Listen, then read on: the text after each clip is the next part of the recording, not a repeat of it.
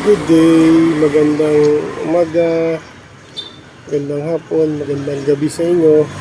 Dito tayo sa Pinagbuhatan, Pasig City. Naargi na tayo. Kaya hinihintay lang natin yung service natin. Tayo sa malapit sa simbahan, tsaka sa barangay. Ang barangay namin. Ginagawa ang barangay. Eto tayo.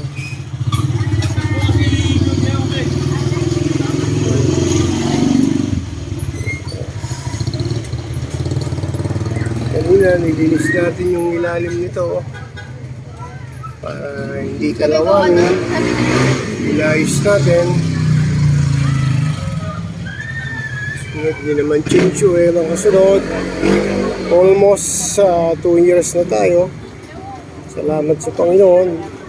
Survive din tayo kahit papaalisan. Bali isang taon na lang.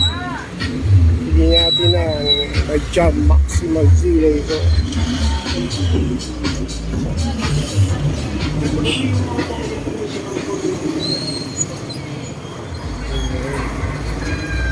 Subscribe po kayo, malaking tulong po para sa akin to.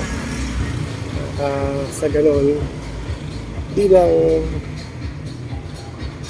para makatulong din naman tayo dun sa iba. Ito po ang purpose natin kaya tayo nagbablog, para makatulong din sa iba dahil hindi naman po tayo mayaman. Kaya ang ano ko po makatulong din naman sa ibang mga gusto magsumikap.